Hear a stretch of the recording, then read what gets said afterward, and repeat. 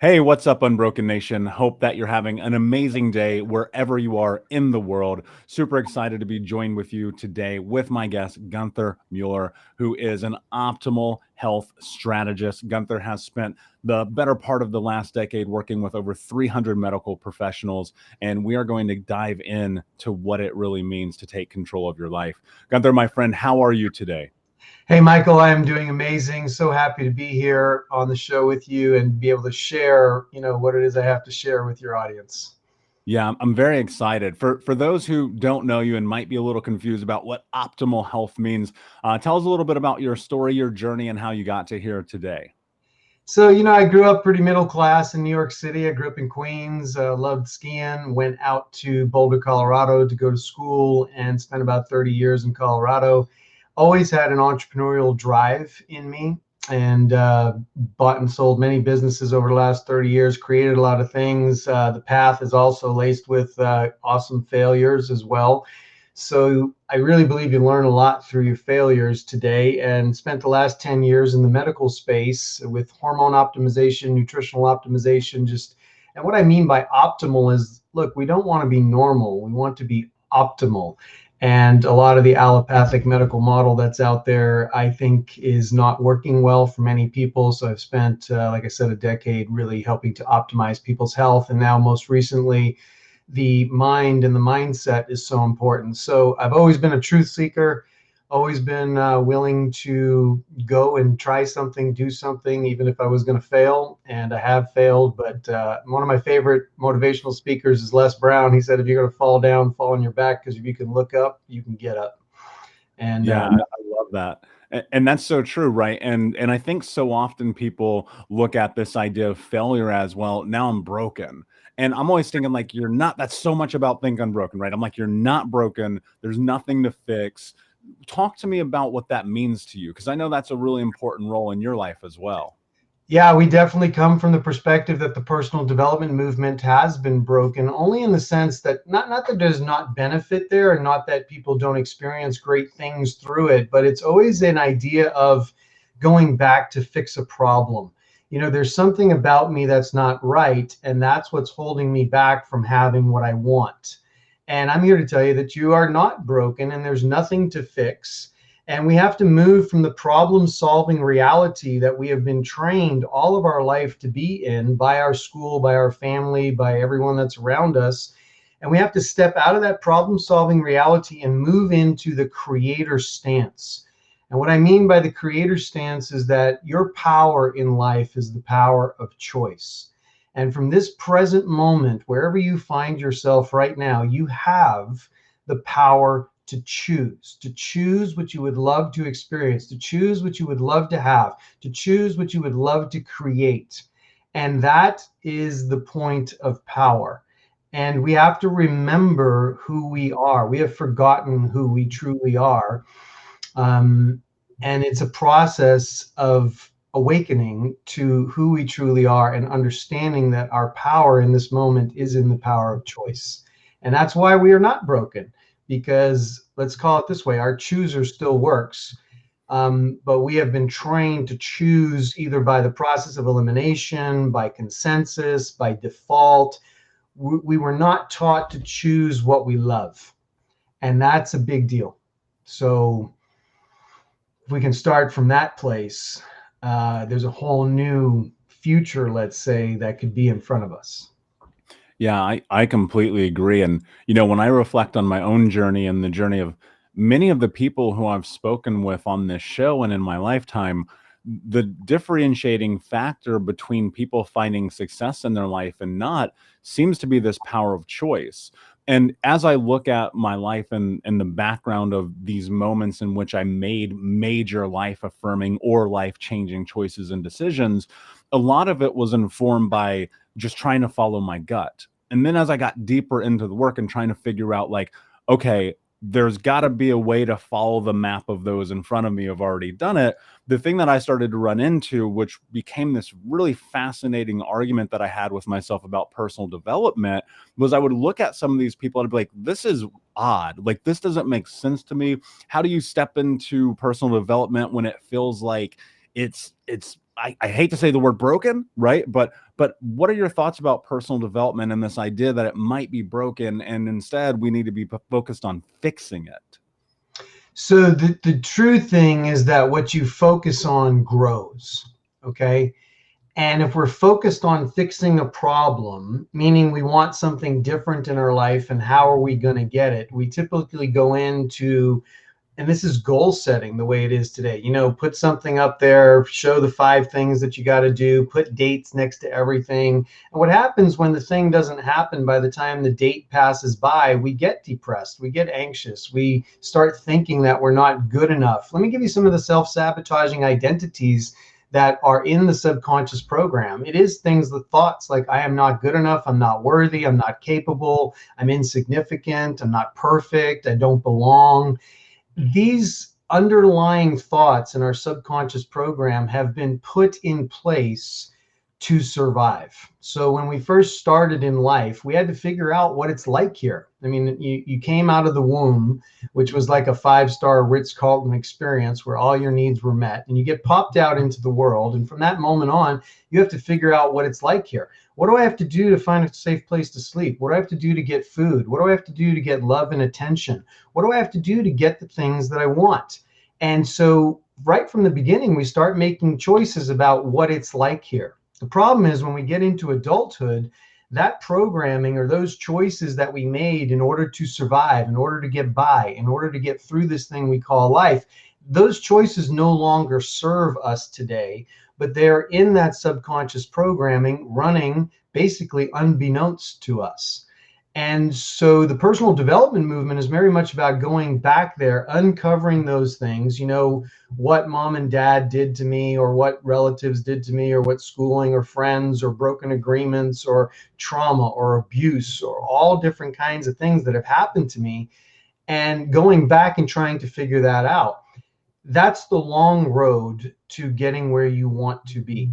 What I'm going to suggest is that we don't have to fix any of that. You're not broken. You come here, and this is the evolution in the personal development movement as well. I'm here to share with you what I consider as a revolution in the personal development space that will get us what we want, get us what are the results we desire much sooner. And it's leveraging the quantum physical reality. I mean, 50 years of science now that we're basing the 5-step magnetic mind method on, that we have now a practical 5 steps to get the results that we want. And truly, what we're doing is shifting the identity, because when the identity shifts, the current reality and the current experience will shift along with it.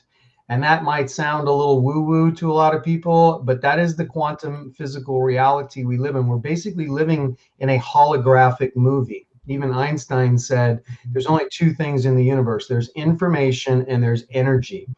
The information is our intention and our thoughts, and the energy is our emotion. And when we put those 2 things together, we basically manifest the current experience, the current reality. So whatever we are seeing in our life right now, circumstances, conditions, people, opportunities, we are actually creating that in real time for ourselves. And that's kind of a deep thought that needs to bake a little bit, that we are responsible for that which we have experienced. And that's distasteful on many levels to many people. But in the quantum physical reality, the bigger, the 100,000-foot level, when you're looking at life as an observer, that is a reality that we need to contemplate. And I'm actually very fascinated by this because, I think about the idea that we're on planet Earth in this spinning ball that happens to be perfectly capable of sustaining life in an infinite universe in which we have no idea the actual expanse of it. And so to believe that anything would be improbable, I think is dismissive. And I know that people hear that and they go, well, that's woo-woo, that's crazy. But I'm like, well, explain to me how the sun actually rises every morning. Explain why we orbit. Explain gravity. Explain the fact that we can even be in conversation right now. And to limit the idea that you have the potential to do anything always feels like you're kind of missing the point of life to me. Now, I will say this as a preface to that. I spent the majority of my life not understanding this, living within the construct that I wasn't good enough, I wasn't strong enough, I wasn't capable enough, because that was the programming embedded in me. That's what I felt like the world was always putting in me. And part of it, like, and this is crazy, as like I manifested it, not necessarily abuse or trauma, things like that. I think that's a different conversation. But in my 20s, especially, I go and look at the chaos of my life. And I thought to myself, especially now in hindsight, I obviously played a role in that. But coming to that recognition, and more importantly, acknowledging it, I believe is the only way that you actually create sustainable change. And within creating that sustainable change, one of the things I'm always thinking about is, how do you create the reality that you want? And I believe, and I would love to know your thoughts on this. What are your thoughts that you have the ability to create the reality that you want by focusing on it? Yeah, so everything you focus on grows. So if we focus on the problem that we're trying to solve by like step one, step two, I got to do this before I can have that, and I need this and I need that in order to get what I want, you are still focused on the problem. And if you're focused on the problem will continue to expand. The problem will continue to have energy. So a strategy, like, what if in this field of infinite possibilities and in a universe in which we know we exist in a field of infinite possibilities, what if for a moment we don't have to solve the problem? What if we can take the creator stance and choose that which we would love to experience? And by focusing purely on what we want, focusing on what we would love to experience in all of its granular detail, and this is getting into the emotion of the end result, the true choice of the end result. It's what would we love our life to be like? And unfortunately, most of us don't spend enough time in that imaginative space. And I have to tell you that the mind does not know the difference between imagination and reality. So it's not a waste of time to imagine what you would love to experience, because when you do that, you are now focusing on that potential possibility that exists within the field of infinite possibilities. And almost like a tractor beam on the Starship Enterprise, you are drawing that one possibility into your present moment. And as soon as it comes through your present moment, it becomes part of your past. And as you mentioned earlier, hindsight is 2020. When you look back on your life, you can see that you made certain decisions and certain choices that led you into certain events and certain circumstances. And, we can slap a label on something like that as, oh, I goofed up, or I screwed up, or I should have done better. I should have, would have, could have done this, and life would have been better. Here's the reality. Like, Michael, in your life, the choices and decisions that you made have brought you to where you are today to help thousands, tens of thousands, if not millions of people actually contemplate these ideas of being unbroken, right? Had you not gone through what you've been through, you would not be in this position that you're in now and be qualified to even have this conversation, right? So when we look at our life, we have to stop labeling it as bad. And I'm here to tell you that the future is never going to be better than the present. It's just going to be different. And when we focus on what we'd love, it's not that our life is going to get better. Our life is just going to be different. And when we hold that into mind, it makes the present moment, or the present current reality, it just makes it what is. It just makes it okay. And from this point, I can choose what I love. I am such a proponent of this. I was having a conversation with a friend recently, and they said, well, tomorrow I'm always trying to do something that makes my life better. But I'm always thinking to myself, very much in alignment with what you just said, I'm just trying to make my life different. Because what's the measure? Like, how does one really determine better? Did less people die? Did more people get born? Did you do this? Did you do that? And I'm just always thinking about momentum and the continuation of moving towards what it is that I want to accomplish in my life. And so I think when you measure better, and this is just my interpretation of it, and I'm not saying it's right or wrong, when I'm thinking about the idea that I am measuring my day today versus my day tomorrow as better, it feels like there's such more space to set myself up for failure. And Right. because of that, I changed the way that I think about it, because I don't want to automatically pigeonhole myself into this idea that if I had a bad day, somehow I had a failure within the context of that day. One of the things I'm curious about that you mentioned is bringing things in like the tractor beam on the Star Trek Enterprise. What is the difference between just simply manifestation and actually putting in the work to make that come to fruition? That's a great question, Michael, because a lot of times we look at personal development as this work thing, this thing I have to do. What if for a second you look at it as though you are being that which you would love to experience? You start acting as if, you start becoming that future version of yourself, that thing you're trying to draw into. And what if for a moment it doesn't feel like work? What if for a moment, when you take the creator stance, and I want to share real quick what some of the, we have a core 4 of creative stances, and it sounds like this: I just choose to live my true nature and purpose. Let that rest for a second on your mind. I choose to live my true nature and purpose. You know, who I am, who I was born to be, who I'm here to be. I just choose to live that. What about I choose to be the predominant creative force in my life? And notice I didn't say the only creative force in your life. I said I choose to be the predominant creative force in my life, meaning choosing that which I want to create, what I'd love to create. What about simply I choose to live the life that I love and acting in alignment with what that is? But see, if we don't know what a life we love looks like, how are we going to choose it? So in choosing a life that you love, you actually have to start visualizing the details. You have to start dreaming about the details. You have to start seeing it in full color, in its granular detail. And then, you know, a lot of people have health challenges in life, whether it's cancer or heart disease or obesity or diabetes. It's just a myriad of health issues going on in the world. What if you chose, as the predominant creative force in your life, I choose to just be healthy and vital.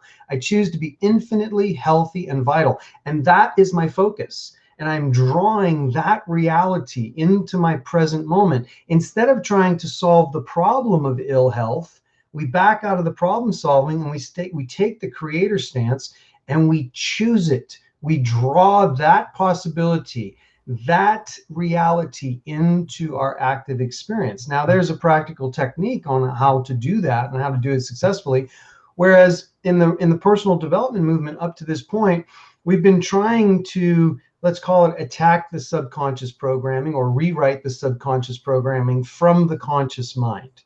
And that's things like positive mental attitude, affirmations, the law of attraction, the secret, and things like that, where we're consciously trying to use willpower, motivation, discipline, self-discipline to think a certain way. And what I'd like to show you is that we can go to the superconscious level and we can download, let's call it an update to the subconscious program very quickly that rewrites that program so that the identity can shift. And when the identity shifts, the reality falls in alignment with it.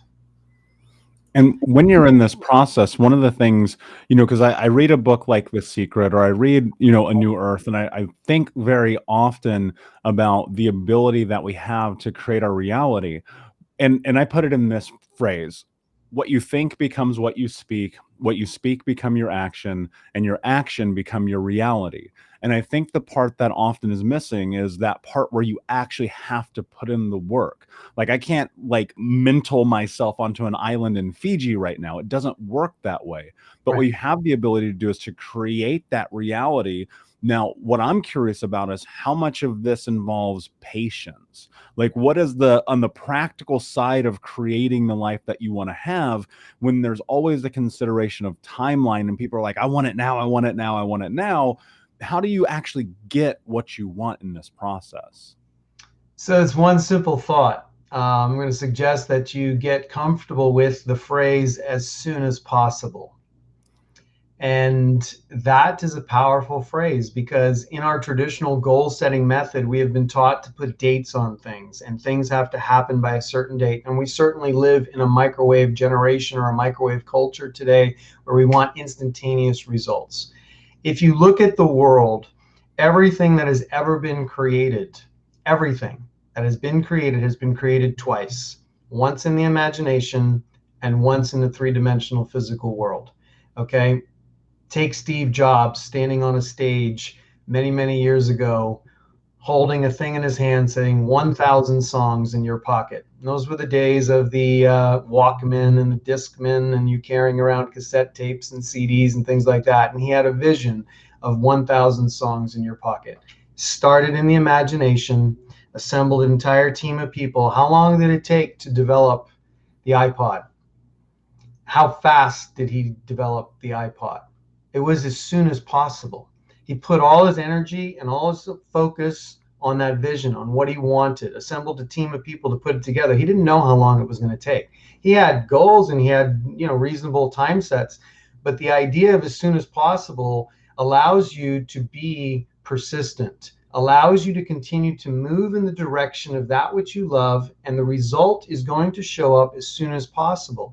If you waver and you lose that commitment, and this is, call it the work of personal development, it is choosing a direction and continuing to move in that direction no matter how long it takes. If that is your true choice and that's what you would love to experience, and you're clear on that, another phrase here, clarity is power. Clarity, knowing what you want and not being taken off whatever road you're on by friends or relatives or social media or this outside influence. Michael, I'm here to tell you that we need some quiet time. We need to listen to that voice that's inside of ourselves. And we need to spend enough time with it to actually hear what it's telling us, because that is our superconscious self speaking to our conscious being. And I could not agree with you more. I love this idea of as soon as possible. I have found in my own journey, like, great example, my life mission is to end generational trauma. I recognize that on a long enough timeline, that's plausible. However, in my lifetime, very unlikely. But that doesn't mean I'm not going to move forward every day, because I've become so incredibly clear about the objective, right? And I could die today, but at least I planted some seeds, right? At least I did some things to try to lead down that path. But often, and this is what I'm really curious about, as we step into trying to create the reality that we want, we fight ourselves. Yes. We fight ourselves, and we let other people interject what they believe is or is not capable. One of my secret powers is that I don't care what people think about me. Not in the sense that I don't value the people I love and cherish, and they're like, hey, Michael, you're being an asshole, you got to chill out. But the random people on the street, the naysayers, the people who don't want to see me succeed, I go, great, that's your opinion. What does that have to do with me? But that didn't always used to be the case. And I would battle it. And it felt like instead of walking down this path of least resistance, I was walking up this hill carrying an anvil. And every single time I'd make it up a step, I'd roll back down. How do you start this process of, like, actually stepping into not fighting yourself in this journey?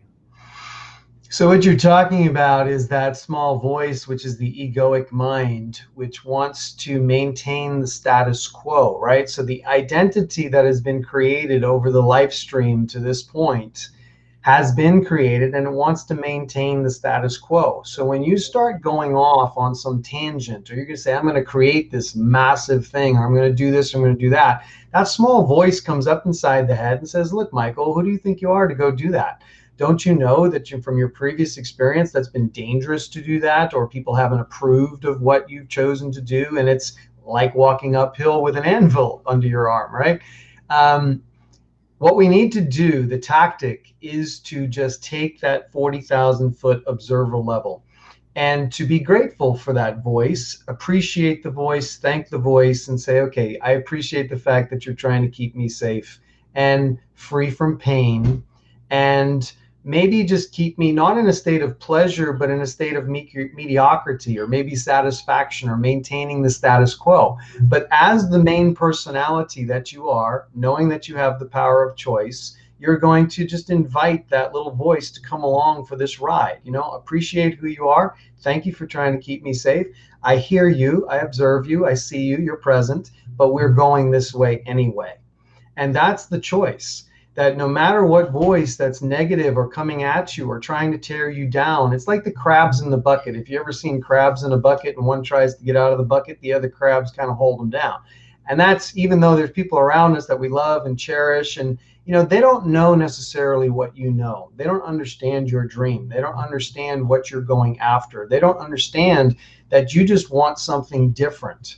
And you're willing to do whatever it takes to get that different experience. Again, not better, just different. And why would you quit on that journey? Look, the journey of 1,000 steps begins with the first step, and it begins with action. This is where the law of attraction and The Secret kind of dropped the ball a little bit, because many people walked away from those programs thinking they could sit on their couch in their living room and manifest a Ferrari in their garage. And that's just not the way manifestation works. That's not the way the universe works. You have to be in action. You have to be in momentum. You have to be moving in the direction of your true choice. And it starts with small steps. It starts with small adjustments, but it is in alignment. Your action needs to come into alignment with that which you want to be. And we need to be it before we see it. And even if we're only being it in our imagination, again, the mind doesn't know the difference between imagination and reality. So we get to be abundant in our imagination. We get to be loving and intimate and whatever it is we desire to be in our imagination first. And the more we're it here and we take aligned action to move into that direction, the more the holographic movie of our reality will manifest the people, the circumstances, the conditions, the opportunities that will reflect that new alignment of identity. I love that. And it's very poetic too, if you think about it, because life, and I battle myself on this sometimes. I look at my life and I go, man, this is like a movie. People will hear my story and go, that's unbelievable. And I go, well, it happened, so it can't be unbelievable. And in that, like looking at these points and these pillars of time in which I created this massive change, so much of it involved action.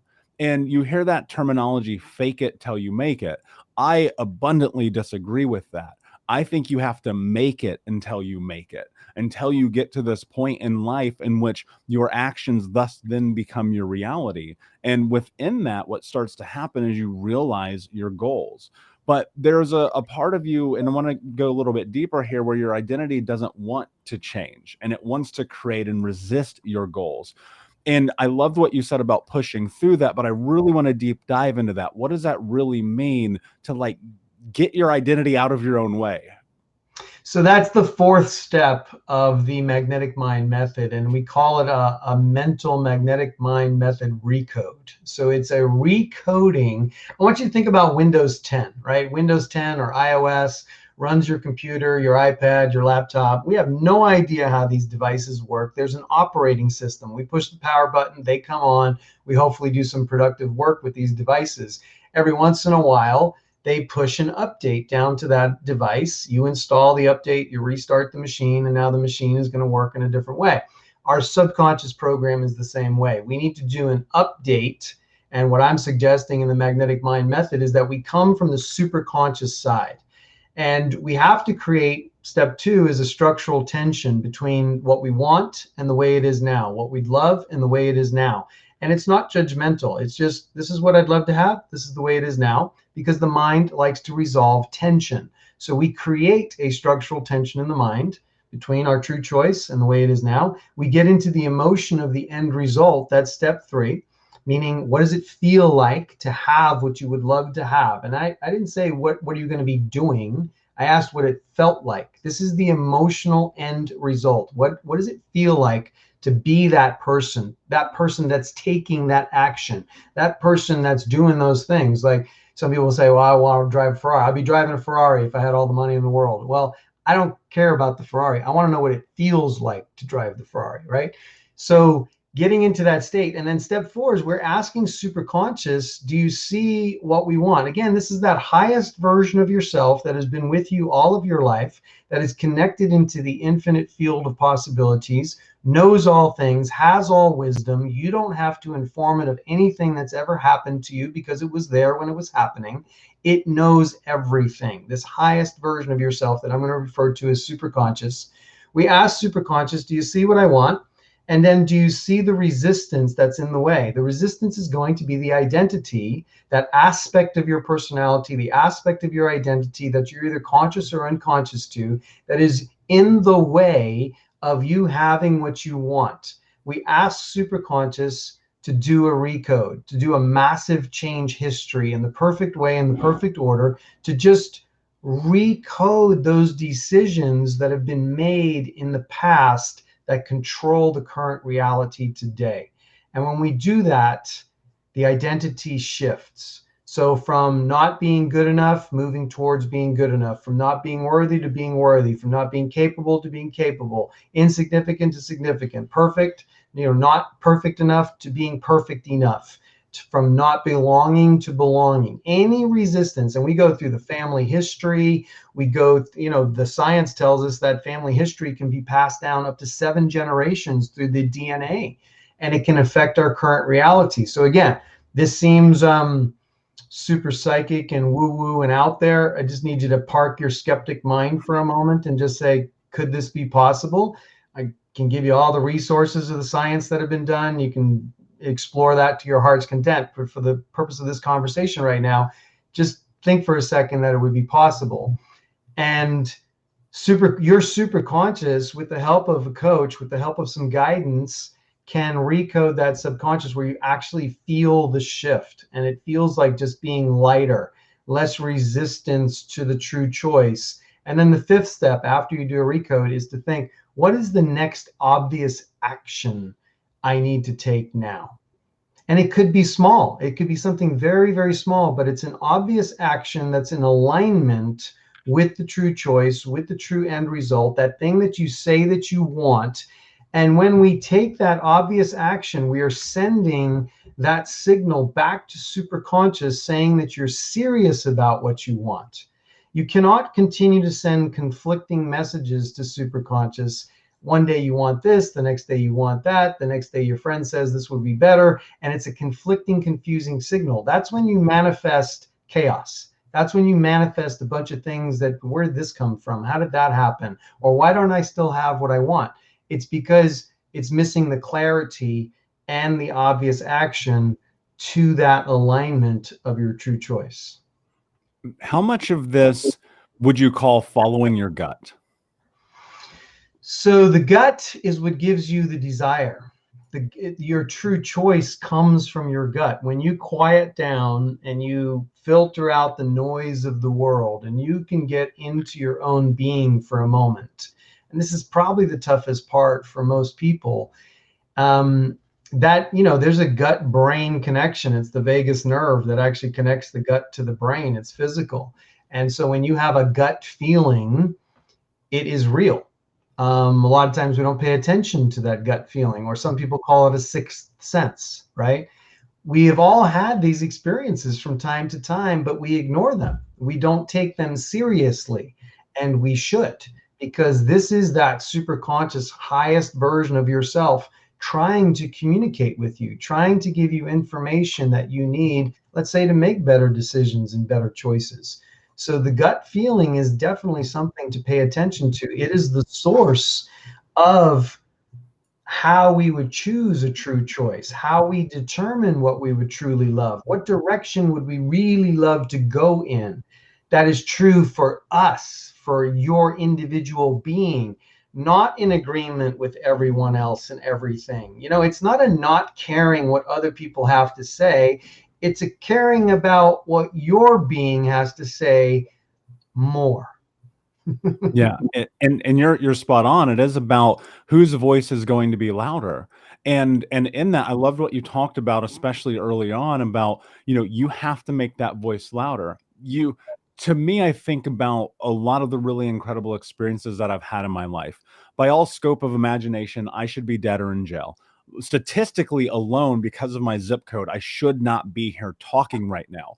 And I will argue probably my number one character trait is that I'm incredibly stubborn. And at one point that did not serve me and became a hindrance. And then I became able to leverage it, and it actually has propelled me to where I am today, and will hopefully continue to propel me to where I believe that I'm capable of going. And I do attach this idea of the feeling of those moments. And here's what's fascinating to me. When I've had those experiences, when I've had the follow through of what that moment was and it's come to fruition, it starts always with writing it down. It starts with this journal. It starts with reverse engineering it down to that first step and then putting myself in that situation. Perfect example. Whenever I get on stage, whenever I compete, whenever I do a podcast, I've already thought through all possible scenarios in it. And thus, when it comes to pass, and this is going to sound crazy, I'm not surprised. Like, Right. people will go, "Isn't it crazy you won that thing?" I go, "No, because I already knew I was going to." And that's not because of what people might label as cockiness, but instead it's I hate to say this, but I don't have another way to phrase it. I foresaw it happening. I Yep. visualized it. I put myself in that position and I had the emotional attachment to it. But here's an interesting question. What happens when that thing doesn't come to fruition? How do we manage that? How do we stay on course? How do we continue down the path of creating the life that we want to have? Is it just waiting for as soon as possible? But how do you navigate that when it's like these independent events along the timeline? I mean, if you take the very small example of winning a particular thing, let's say, right, and you visualized yourself winning. I mean, we're recording this right now in Olympic season, right? So think about the Olympic athletes, a new world record that needs to be broken, or an Olympic record, or just standing on the gold medal podium, receiving that medal. More than 50% of the training that these athletes go through is in the mind. Yeah, they spend the time in the pool and on the track and throwing their javelin and stuff like that, or skiing or whatever it is. They do the physical thing to train the body, but more importantly, they're training the mind. And look, they have all experienced losing at some point. They've all experienced not being the winner, and that doesn't destroy them, because they have a vision and they are being who they choose to be. They are being it in order to see it. So to be a gold medalist, to be the winner of that thing that you would just love to win, you do imagine yourself being in that position, doing that, feeling it. And if it doesn't quite come to pass in reality, maybe you're the silver medal winner, you're not the gold medal winner. Do you quit? Do you feel like you're going to cry in your spilled milk or something like that? No, you just say, it wasn't this time. It'll be another time. There'll be a next time. But you're doing what you love to do. You're living a life that you love. You're engaged in the moment to moment aspect of life that you're enjoying. And you can't just hook everything on one event. All right.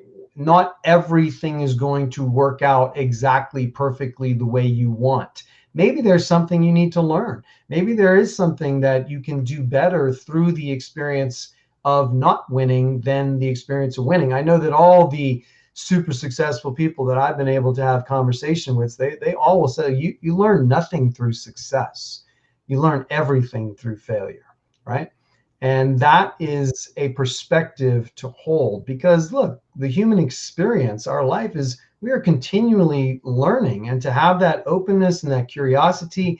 And look, everything that we do is just that. It's just an experience. Our emotions and our thoughts are not real. They are illusions that we create. They feel real as heck. We experience them as being real, but in reality, they're not real. They're an illusion. And we get to choose our emotion. We get to choose our thoughts, how we think about losing or not making the thing that we wanted to make. And it's in that moment that we choose to just go on and keep experiencing something new, something different. What's the next thing I choose? And not get hung up on the fact that it didn't happen exactly the way we want it. We have to allow super conscious in the universe to create the circumstances and the conditions and the opportunities for us to move further and further into that life that we love in all aspects. And it's not a demanding, it's not a, kicking your feet in the ground and being, disgruntled because it didn't show up exactly as you want. The question you ask yourself is, was I clear enough? Was I really crystal clear on what I wanted, right? And then making adjustments on your side to manifest that which you want next time, even better. Not only say even better, even different than the different. Okay. Yeah, I love that. That's such a great way to look at it. And I look at failure as a data point. What can I take from this? What can I understand? How can I apply this to my life, in which not only necessarily I don't do that thing over again, but how I can, without a better way to phrase this again, foresee the potential that I may make that happen, may make that same mistake, may have that same fault, like whatever that is.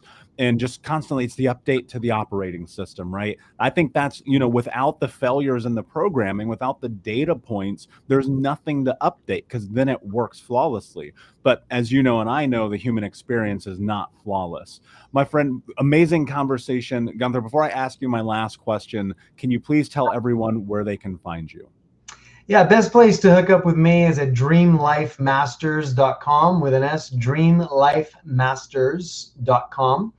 And also have another place that if anybody would love to experience one of these recodes or get run through the 5 steps with a one-on-one session with me, you can go to questforthequan.com. It's questforthequan.com. The word Quan comes from the movie Jerry Maguire. If you want to know where that comes from, Cuba Gooding Jr. was that character he was seeking the Quan, right? And what was the Quan? The Quan was everything. It was the all-encompassing experience of respect, love, money, the sport of football, the everything. He wanted it all, and he called it the Quan. And when I saw that movie, I resonated with that word. I was like, that's what I want too.